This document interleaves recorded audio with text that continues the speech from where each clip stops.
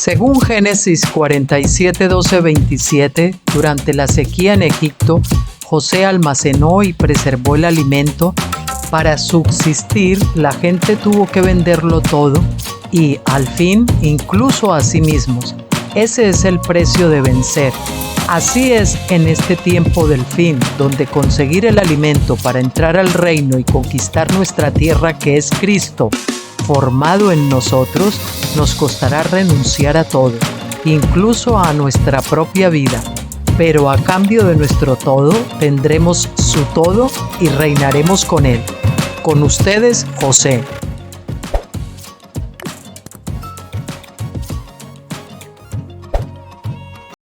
Hola, muy buenas tardes a todos. ¿Qué tal? Bienvenidos, ¿cómo están? Comenzando la semana con todos ustedes de nuevo. Y hoy es 18 de marzo del 2024 y aquí en España son ahora las 16:34, 35 de la tarde, por ahí andamos. Bien, hoy continuamos con la segunda parte. Esta vez vamos a hacer dos vídeos de este libro, El Jubileo de la Creación, o El Gran Jubileo de la Creación, del Dr. Stephen Jones, porque el capítulo era bastante largo y entonces lo hemos cortado para hacerlo en dos veces. Bien, la segunda parte de este capítulo pues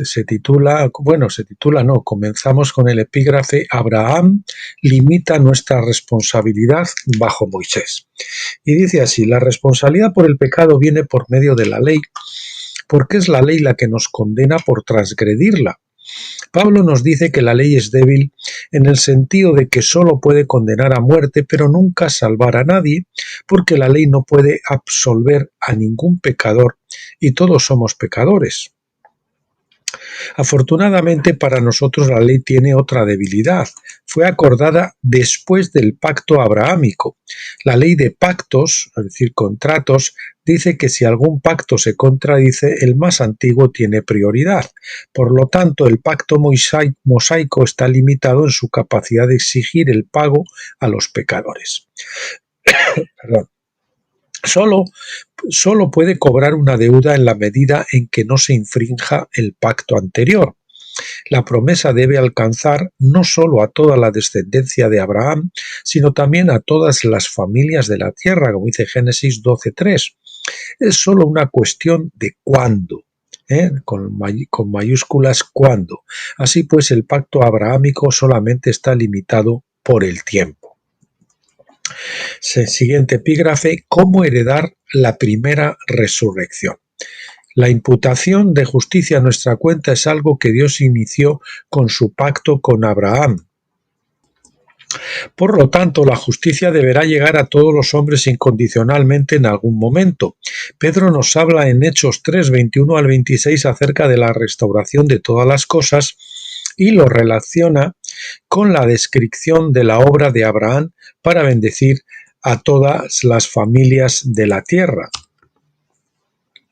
Lo más importante es que Pedro nos define la palabra bendecir para no dejar ninguna duda de su significado. Bien, vamos a ver lo que quiere decir bendecir.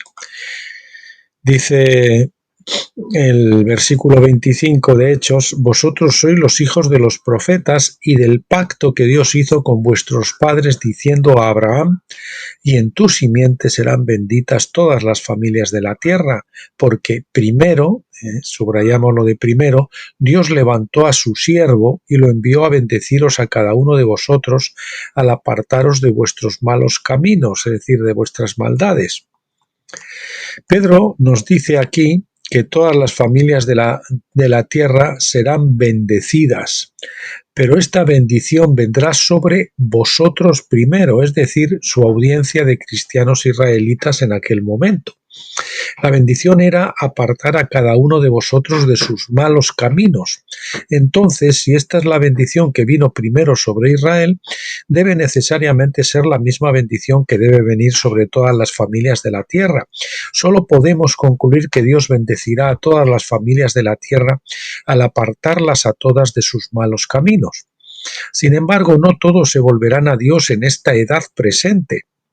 Repetimos la última frase, solo podemos concluir que Dios bendecirá a todas las familias de la tierra al apartarlas a todas, hemos puesto todas dos veces con mayúsculas, de sus malos caminos. Sin embargo, no todos se volverán a Dios en esta edad presente. Algunos se volvieron a Dios durante la edad de la Pascua, más recurrieron a Dios durante la edad de Pentecostés. Habrá arrepentimiento y conversión en la venidera edad de tabernáculos, pero incluso si todos los que viven en la tierra se arrepintieran en esta edad, todavía quedarían muchos del pasado que murieron sin arrepentirse e incontables personas que nunca oyeron hablar de Jesucristo. Estos deberían levantarse de entre los muertos en el juicio del gran trono blanco para que puedan recibir la bendición abrahámica.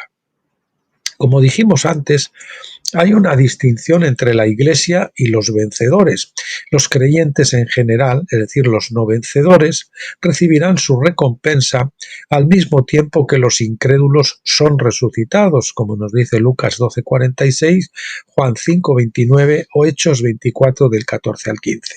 Aquellos que han sido justificados por la fe en la sangre del Cordero, es decir, los cristianos pascuales, recibirán su recompensa en la resurrección general. Su obediencia u obras no son un factor para su justificación. Sin embargo, hay una recompensa especial para los vencedores por su escucha y obediencia a Dios durante el proceso de santificación de Pentecostés. Tal obediencia es definida por Moisés en la ley y, por supuesto, interpretada más completamente por los escritores del Nuevo Testamento. En pocas palabras, aquellos que son obedientes heredarán una salvación especial. Repetimos, aquellos que son obedientes heredarán una salvación especial, que Juan llama la primera resurrección. Yo puse una nota aquí mía, y de o super resurrección o exanastasis, que así se llama. Aquellos que, o exanastasis, voy a ponerlo con mayúscula. Aquellos que realmente escuchan la voz de Dios y son guiados por el Espíritu durante su viaje por el desierto, aquí en la tierra, finalmente llegarán a conocer el gran secreto de ser un vencedor. El secreto no es que debamos ser sin pecado perfectos, no es que debamos escuchar la voz de Dios correctamente en todo momento. No es tener una membresía en una iglesia en particular. El secreto para ser un vencedor es ser un perdonador. La ley del jubileo se debe comer, asimilar y escribir en nuestros corazones. La calificación final para entrar en la fiesta de tabernáculos y recibir la plenitud del Espíritu es vivir en el principio del jubileo, es decir, en el principio del perdón, que es el jubileo, la gracia. En los días de fiesta de Israel, el jubileo era observado en el día de la expiación, que es el 10º día del 7º mes en el calendario hebreo. Era el día de preparación para la fiesta de tabernáculos 5 días después. Esto nos muestra que uno debe cumplir el jubileo antes de que uno pueda verdaderamente cumplir, antes de que pueda, sobra el 1, repito, uno debe cumplir el jubileo antes de que pueda verdaderamente cumplir tabernáculos. En el Padre Nuestro leemos en Mateo 6:12, y perdónanos nuestras deudas, resaltamos deudas, como también nosotros perdonamos a nuestros deudores, en negrita deudores. En Lucas 11:4 la fraseología es ligeramente diferente. Aquí en Lucas dice, y perdónanos nuestros pecados, no dice deudas, porque nosotros también perdonamos a todos los que están en deuda con nosotros. Es decir, que Lucas está asimilando pecados con deuda dentro de la misma estructura, de la misma frase. Tenga en cuenta que los pecados y las deudas se tratan como si fueran lo mismo. En la ley todo pecado se cuenta como una deuda a pagar a las víctimas. En la ley todo pecado se cuenta como una deuda a pagar a las víctimas. La ley de Dios no condena a los hombres a tiempo en prisión, sino a pagar sus deudas. Por eso Jesús expuso sobre este principio en Mateo 6 del 14 al 15, que dice, porque si perdonáis a los hombres por sus transgresiones, vuestro Padre Celestial también os perdonará. Pero si no perdonáis a los hombres, entonces vuestro Padre no os perdonará vuestras transgresiones. Jesús no estaba hablando de nuestra justificación que viene por fe, para los cristianos de la Pascua. Estaba hablando del principio del jubileo, que se aplica a la etapa final de la salvación que viene en la fiesta de tabernáculos. Él se estaba refiriendo a la diferencia entre el cristiano en general y el vencedor. Aquellos que no viven el principio del jubileo, aquellos que no aprenden a perdonar, de la misma manera serán considerados responsables de sus propios pecados en el juicio del gran trono blanco. Serán salvos, pero así como por fuego, porque Dios los hará responsables así como hayan hecho responsables a otros. Dios los juzgará por su propio estándar de medida, según su propio estándar de medida. Así que tenemos que tener cuidado cuando juzguemos, primero si el Señor nos llama a juzgar, es decir, si Él quiere que nos entrometamos en alguna circunstancia, y segundo, que consideremos que al juzgar nosotros vamos a ser juzgados primero por eso mismo, ¿no? Y seremos juzgados con la misma medida que nosotros hayamos aplicado. Otra ilustración muy llamativa del principio del... Eso no quiere decir, que no haya que juzgar, porque Juan nos dice muy claramente, no juzgáis, seréis para que no seáis juzgados, pero más adelante, un poco más adelante en el Evangelio dice, sino juzgar con justo juicio. Dice, ¿cómo juzgar a alguien si primero no le oye? Es decir, debemos escuchar, debemos aprender, debemos examinar el caso, y si es que somos los llamados a juzgar, debemos hacerlo con justo juicio, de una manera justa, equitativa. Otra ilustración más llamativa del principio del jubileo se encuentra en Mateo 18, donde el hombre que debía 10.000 talentos apeló a su acreedor para que le diera más tiempo para pagar la deuda. El acreedor, que representa a Dios en la parábola, le dio al deudor una dosis completa de gracia, cancelando toda la deuda. Esto habla de los cristianos que han apelado a Dios por la gracia para cubrir sus pecados. Sin embargo, ese mismo exdeudor se negó a perdonar las deudas de otro hombre que le debía una suma muy pequeña. La conclusión de la parábola se encuentra en Mateo 18 del 31 al 35, que dice así: Cuando los demás esclavos vieron lo sucedido, se entristecieron y vinieron a informar a su señor de todo lo que había sucedido. Entonces, llamándolo su señor, le dijo: Siervo malo, te perdoné toda esa deuda porque me suplicabas. ¿No debiste tú también tener misericordia de tu consiervo, así como yo tuve misericordia de ti? Y su señor, movido por la ira, lo entregó a los verdugos. La palabra es basanistes, griego, que quiere decir carceleros, hasta que pagase todo lo que se le debía. Así también mi Padre Celestial hará con vosotros, si cada uno de vosotros no perdona de corazón a su hermano. Muchos han enseñado que esta parábola indica que los cristianos pueden perder su salvación si no perdonan a su hermano. Escuchen esto, porque es una mala interpretación. Repito, muchos han enseñado que esta parábola indica que los cristianos pueden perder su salvación si no perdonan a su hermano. Bueno, aquí habría que distinguir qué es salvación, porque salvación del espíritu no es lo mismo que la salvación del alma y no es lo mismo que la salvación del cuerpo. Eso lo añado de mi cosecha. El hecho es que pueden perder su jubileo y ser descalificados de la salvación de tabernáculos. Pueden perder su parte en la primera resurrección, es decir, de ser vencedores. De la salvación del alma se está refiriendo más en esto que es: con paciencia ganaréis vuestras almas. Es decir, la salvación del espíritu viene por gracia, simplemente por creer, pero la salvación del alma viene por obedecer, por ser renovados en nuestra mente y por morir a la carne y entonces entrar en tabernáculos para conseguir alcanzar la plena filiación. Esa es la salvación del alma, que viene por obedecer, por permitir que el bautismo de fuego grabe la ley en nuestros corazones. No entender esta distinción, bueno, quiero decir que pueden perder su parte de la primera resurrección, pero no perderán su justificación ni su salvación en lo relativo a la Pascua. Es decir, ¿una vez salvo, siempre salvo? Sí, en cuanto se refiere a la salvación del espíritu, la justificación. ¿Una vez salvo, siempre salvo? No, en cuanto se refiere a la salvación del alma, porque esa hay que ganársela. Entonces hay que ganarla, con paciencia ganaréis vuestras almas. Es decir, que podríamos decir que hay que ser calvinistas, para el espíritu y arminianos para el alma.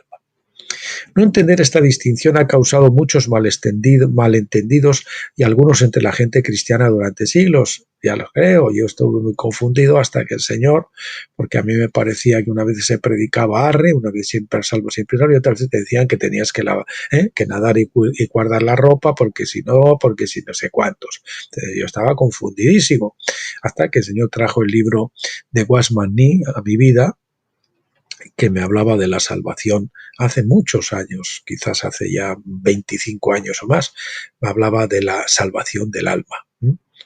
La Iglesia cristiana primitiva desarrolló este problema bastante temprano con serias consecuencias. Los griegos estaban preocupados por el hombre ideal o perfecto. Señalaron a Cristo como el primer ejemplo de esto, pero también predicaron la doctrina de la perfección sin pecado, de tal manera que el hombre era hecho responsable de alcanzar ese estado de impecabilidad por su propia voluntad y esfuerzo. Pronto la idea de la justificación por la fe fue reemplazada por la fe y las obras, pero cuando se unió a la doctrina de la depravación total del hombre, los cristianos se quedaron con un sentido de inutilidad y desaliento. Alcanzar la perfección era casi imposible para la persona promedio. Hubo algunos que abandonaron la sociedad y se convirtieron en ermitaños, eremitas o monjes para perseguir el sueño de la perfección absoluta. Había literalmente miles de esas personas viviendo en los desiertos de Egipto y de Siria, tratando desesperadamente de mortificar la carne y entrar en la, entre comillas, santidad completa. A la gente no le llevó mucho tiempo descubrir que llegar a tal perfección por la voluntad del hombre requería mucha más autodisciplina de la que podían reunir, es decir, que era imposible. Como consecuencia, el cristiano común dejó de intentarlo, se conformó con el objetivo de alcanzar la salvación por medio del lago de fuego, entre paréntesis purgatorio. Así, el historiador Peter Brown escribe en la página 249 de su libro Agustín de Hipona lo que sigue. Una sociedad que admira nada menos que a un santo puede ser desmoralizante para el pecador ordinario. La tendencia era contentarse con una santidad vicaria, aislando y admirando una casta reconocible de hombres y admirando a una casta reconocible de hombres y mujeres que vivieran unas vidas, entre comillas, de santos, las demandas de las cuales se concibieron como tan sobrehumanas como para no tener ninguna relación con la propia vida como hombre del mundo. Una declaración tan larga necesita alguna interpretación. Él está diciendo que los hombres y mujeres, entre comillas, santos de la Iglesia primitiva, eran aquellos que estaban determinados a alcanzar la perfección para alcanzar la primera resurrección. Pero para hacerlo se convirtieron en ermitaños en cuevas del desierto o monjes que vivían en comunidades en el desierto. Estos ermitaños y monjes comían apenas lo suficiente para vivir, poseían solo un conjunto de ropa y dormían sobre el suelo desnudo y sin manta, y algunos iban descalzos, los famosos descalzos. Dieron todo su dinero y posesiones a los pobres. Pasaban casi todo su tiempo en absoluto silencio, incluso cuando estaban en una comunidad de monjes. Cultivaban un pequeño jardín de verduras que comían crudas y preparaban bastantes canastas cada día para cubrir sus otras necesidades básicas. Pero la mayor parte de su tiempo lo pasaban en la oración y contemplación de Dios. Ciertamente hacer eso no era incorrecto. De hecho, muchos de estos hombres fueron bastante notables en su sabiduría y conocimiento de Dios, los padres del desierto y todo esto, ¿no? Muchos tuvieron grandes dones de sanación, milagros y profecía, pero no puedo ver que escapar de las tentaciones del mundo pueda ayudarlos a vencerlas, dice el doctor Stephen Jones. No puedo ver que escapar de las tentaciones del mundo pueda ayudarlos a vencerlas. Un ejército no vence a su enemigo huyendo a las montañas. Me parece que si bien es valioso pasar tiempo a solas con Dios, es aún más importante regresar al mundo para poner en práctica las lecciones aprendidas.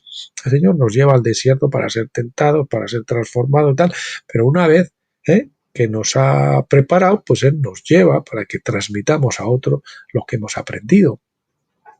Pablo pasó 3 años en el desierto, pero regresó para llevar su revelación de Dios al mundo. ¿Cuántos griegos y romanos podrían haberse convertido a Cristo si todos esos ermitaños y monjes hubieran regresado del desierto y las cuevas para predicarles? No todos podían dejarlo todo y dirigirse al desierto para contemplar a Dios por el resto de sus vidas. Y así el cristiano ordinario tenía una tendencia a contentarse con una santidad vicaria. Es decir, la casta superespiritual demostró la validez del cristianismo, pero al mismo tiempo hizo poco práctico para el cristiano común tener la esperanza de ser alguna vez un vencedor. En su creencia en Cristo, estos cristianos eran celosos, pero también desmoralizados y desanimados. Aún yendo al desierto,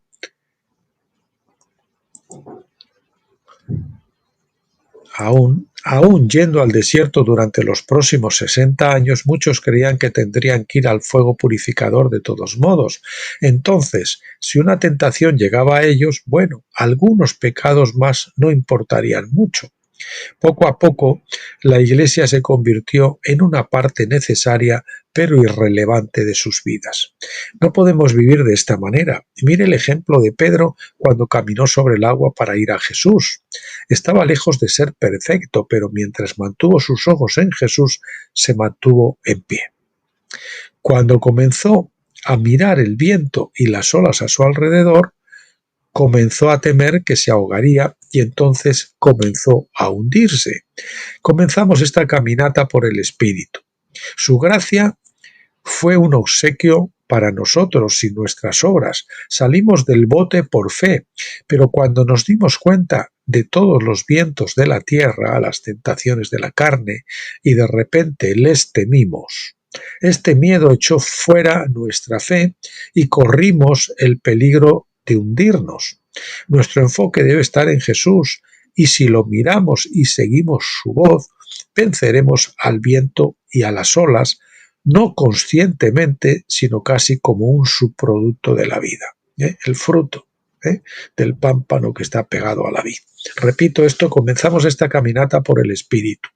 Su gracia fue un obsequio para nosotros sin nuestras obras. Salimos del bote por fe, pero luego nos dimos cuenta de todos los vientos de la tierra, las tentaciones de la carne, y de repente temimos. Ese miedo echó fuera nuestra fe y corrimos el peligro de hundirnos. Nuestro enfoque debe estar en Jesús, y si lo miramos y seguimos su voz, venceremos al viento y las olas, no conscientemente, sino casi como un subproducto de la vida. Si simplemente seguimos su voz, como Pedro debería haber hecho, Él nos guiará a través de muchas circunstancias diferentes de la vida con el propósito de purificar nuestros corazones. Él nos guiará a través del fuego, no para que seamos quemados y heridos en cuerpo, alma, mente y emociones, sino para que podamos vencer todas las cosas en amor. Dice el Dr. Jones, he descubierto que cuando me esfuerzo por perfeccionar mi carne siempre me quedo corto. Pero cuando simplemente sigo a Jesús en simple obediencia, tomando las cosas como viniendo de su mano amorosa, dándole gracias en todas las cosas, como dice 1 Tesalonicenses 5:18, regocijándome en el Señor siempre, Filipenses 4:4, sabiendo que todas las cosas funcionan conjuntamente para mi bien, Romanos 8:28. Cuando tengo esta actitud y fe en Dios, Él refina y purifica mi corazón de una manera que nunca podría haber hecho por mí mismo. Siguiente epígrafe, comparando la autoridad de Abraham y Moisés. Ya hemos mostrado cómo el pacto abrahámico tiene prioridad sobre el pacto mosaico. El pacto abrahámico, en esencia, prometía la salvación a toda la descendencia de Abraham y por medio de él a todas las familias de la tierra. Este pacto estableció para siempre dos cuestiones. Uno, si realmente llegaría la salvación. Y segundo, ¿cuántos beneficiarios habría? Bueno, perdón, creo que esto se lee mejor así. Este pacto estableció para siempre dos cuestiones. Primero, ¿realmente sí llegaría la salvación? Con interrogante. Y segundo, ¿cuántos beneficiarios habría? El pacto que Dios hizo con Israel 430 años más tarde, Gálatas 3:17, no tiene el poder legal de anular el pacto abrahámico a pesar de que parece estar en conflicto con él. Moisés, siendo un descendiente del padre Abraham, debe rendir homenaje al ancestro, y así el pacto mosaico, con sus bendiciones limitadas por condiciones de obediencia, solamente tiene el poder de retrasar lo inevitable. O, como dijimos antes, el pacto abrahámico estaba fechado antes del pacto mosaico y Abraham tiene un derecho sobre toda la propiedad que limita el juicio de Moisés. El propósito de Dios al instituir el pacto con Moisés era darnos un tutor, Gálatas 3:24, para que los herederos de la salvación aprendieran la obediencia y la rectitud antes de heredar las promesas. En pocas palabras, Dios quiere que primero crezcamos hasta la madurez.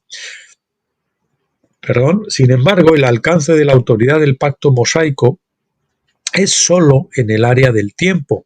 Nunca puede anular el sí y cuántos. El sí y el cuántos que decíamos antes, que se establecieron bajo la autoridad de Abraham. Moisés solo tiene autoridad en el área del cuándo. Es decir, no, la salvación está asegurada para todos, pero unos la van a recibir en un tiempo y otros en otro. El vencedor, que se ha sometido a la obediencia para que el Señor, a través del bautismo de fuego, grave la ley en sus corazones, pues lo van a tener, digamos, en este tiempo y van a alcanzar la primera resurrección. El resto, pues tendrán que esperar al gran trono blanco y eso, pues el resto de los creyentes, la iglesia en general, y luego los incrédulos, pues al jubileo de la creación. Los incrédulos que dejan de serlo en el gran trono blanco porque toda rodilla se dobla y toda lengua confiesa que Jesús es el Señor y por lo tanto son salvos y en ese momento llenos del Espíritu, pero ahora tienen que pasar al lago de fuego, que como saben es la segunda muerte, y que no es ni más ni menos que el bautismo de fuego, que al final todos vamos a tener que pasar. Los vencedores los pasaron en vida, los otros creyentes en la resurrección del gran trono blanco tendrán que recibir muchos a pocos azotes para que acaben de entrar en cintura, y el resto pues a lo largo del periodo del lago de fuego. Esto está bien ilustrado por la experiencia de Israel. Bajo Moisés hicieron su confesión de fe en Éxodo 19:8 con el siguiente voto: haremos todo lo que Yahvé ha dicho. Su fe sonaba bien, pero resultó ser solo aire caliente. Dios probó su fe 10 veces y fallaron en todas las pruebas. Finalmente se negaron a entrar en la tierra de Canaán y así murieron en el desierto sin haber recibido las promesas. Afortunadamente, sin embargo, su falta de fe solo pudo demorar la gracia que alcanzó la nación, es decir, entrar a la tierra prometida. La siguiente generación ingresó bajo Josué. Sabemos que Dios usa los mismos principios al tratar con las naciones que con los individuos, y entonces nos encontramos en terreno firme cuando decimos que si los hombres no tienen fe en Dios en esta edad, Dios se encargará de que se arrepientan mediante el juicio durante la edad de la restauración. También hemos visto que Dios hizo un pacto con toda carne, lo que Pablo dice que se remonta a Adán, Génesis 9, Romanos 5 y 1 de Corintios 15. Es la gracia de Dios extendida a toda la creación porque Jesús fue enviado para ser el Salvador de todo el mundo, como nos dice 1 de Juan 2:2. Sin embargo, todavía requiere que vengamos al seno de Abraham por medio de la puerta de la fe. Somos salvos por gracia, pero es a través de la fe. Solo entendiendo este principio podemos ver la verdadera relación entre la gracia y la fe a medida que trabajan juntas para lograr nuestra salvación. Estoy recordando un versículo que esta misma mañana el Señor me recordaba. Decía que la misericordia triunfa sobre el juicio. El juicio, el lago de fuego es el juicio, ¿verdad? Para el resto de los incrédulos. No, los que creemos en la restauración de todas las cosas, no negamos el juicio, es decir, el juicio y el bautismo de fuego vamos a tener que pasarlo todos. Ese es el juicio. Pero todos, digo pero todos al final vamos a tener la misericordia.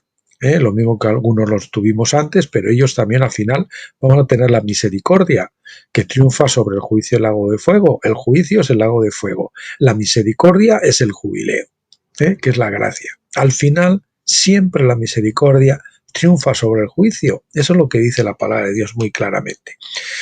Bien.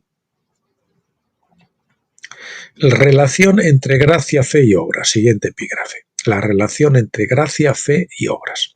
Pablo dice en Efesios 2, 8 a 9, porque por gracia sois salvos por medio de la fe, y eso no de vosotros, pues es un don de Dios, no como resultado de las obras, para que nadie se jacte o se gloríe. La gracia fue establecida por el pacto de Dios con Abraham, aunque debemos apresurarnos a agregar que no podría ponerse en vigencia hasta la muerte del testador, que es Jesús. Por lo tanto, Juan dice que la gracia vino por medio de Jesucristo, Juan 1,17. La gracia es un acto de un Dios soberano, por lo tanto, la gracia es irresistible. Nadie se puede sustraer a ella, porque no se originó en la mente del hombre, ni tiene ninguna base en la carne o la voluntad del hombre. Puede retrasarse por el pacto de Moisés, pero a través de Abraham Dios se ha comprometido a sí mismo incondicionalmente mediante un pacto de sangre quíntuple a llevar a toda la humanidad a la salvación. La única pregunta es ¿cuándo? ¿En qué orden y por qué juicios? Si los hay, resucitarán. La gracia es algo que Dios hace para personas que no lo merecen, simplemente porque Él las ama. Es algo que Él hace por el consejo de su propia voluntad y no tiene nada que ver con la voluntad del hombre. De esta manera, la gracia tiene la misma base que la elección, aunque estas son diferentes en cuanto a que la elección tiene que ver con el orden en que los hombres reciben su herencia, así como con su nivel de autoridad en el reino. Los hombres no son elegidos unos para ser salvos para siempre y otros para no ser salvos para siempre. Repito esto que es de puro sentido común, ¿no? Los hombres no son elegidos uno para ser salvos para siempre y otros para no ser salvos para siempre. Imagínense a un Dios creando a gente para torturarlos eternamente. Un Dios de amor, además. Los elegidos son aquellos a quienes Dios en su soberanía ha decidido salvar primero. Él está estableciendo su gobierno para preparar el reino para la Iglesia. Por lo tanto, encontramos en Apocalipsis 20 del 4 al 6 que esos funcionarios del gobierno divino se resucitarán primero. Es decir, los vencedores son los que van a gobernar, pero al final van a colaborar con Dios para que eso se extienda a todos los demás a su debido orden. No entender esto ha causado mucha fricción a lo largo de los siglos entre varias escuelas de pensamiento. Aquellos en el pasado que han reconocido la soberanía de Dios, la predestinación y la elección, a menudo la han desacreditado al insistir en que Dios deliberadamente decide no salvar al 99% de la humanidad y luego torturarlos por toda la eternidad. No es de extrañar que tan poca gente haya sido capaz de tragar con semejante injusticia. Esto ha desprestigiado la doctrina de la elección y la predestinación.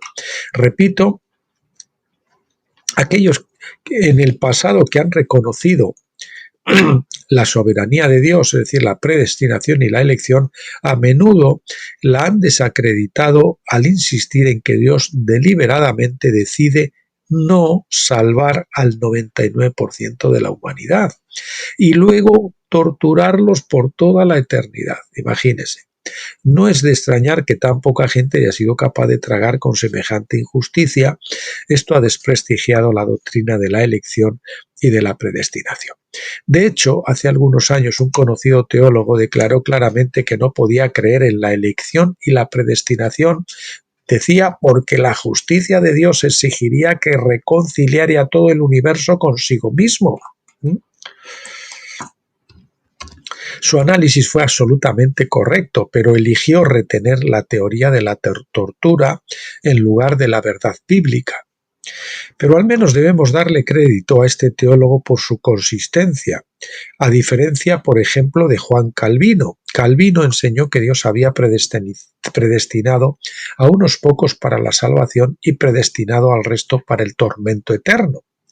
Fue inconsistente en que reconoció la soberanía de Dios en el asunto de la gracia, pero luego la enseñó de tal manera que retrataba a Dios como un tirano injusto que juzga a los hombres por una ley que no se encuentra en los escritos de Moisés. Para conocer la mente de Dios debemos entender tanto la soberanía absoluta como la absoluta de Dios, la soberanía absoluta como la justicia absoluta de Dios. En el análisis final no somos salvos por la fe, somos salvos por la gracia. Es decir, la gracia es la base de nuestra salvación, las obras son el resultado. Y entre esas dos cosas hay establecido un gran abismo. Por otro lado, la fe es el puente entre la gracia y las obras, debido a que Dios ha prometido llevar a todos a la tierra de la gracia. Él, como un buen pastor, conducirá a todos los hombres desde la tierra de sus propias obras a través del puente de la fe. Gracia para todos es el objetivo de la historia. La misericordia triunfa sobre el juicio. La fe es el estrecho puente que conduce a ese objetivo final. En la historia de Abraham, vemos que primero vino la gracia, la promesa de Dios. Segundo vino la fe de Abraham, porque leemos que él creyó a Dios. En contraste con el pacto mosaico, Dios primero requirió que Israel tuviera fe en él para creer que su libertador era en verdad el Dios del universo, que era capaz de guiarlos a la tierra prometida. Segundo, vinieron las obras, es decir, la obediencia que naturalmente siguió a su fe. Con Abraham fue primero la gracia, luego la fe. Con Moisés fue primero la fe, luego las obras, la obediencia. Lo interesante de la fe es que tiene características tanto de la gracia soberana de Dios como de las obras del hombre. Pablo lo asocia con la gracia soberana de Dios al decir, como lo leemos antes en el segundo capítulo como lo leímos antes en el segundo capítulo de Efesios, porque por gracia sois salvos por medio de la fe, y eso no de vosotros, pues es un don, un regalo de Dios, no como resultado de las obras, para que nadie se gloríe, nadie se jacte. Es decir, la fe misma es un regalo de Dios y no se origina en la mente o la voluntad del hombre.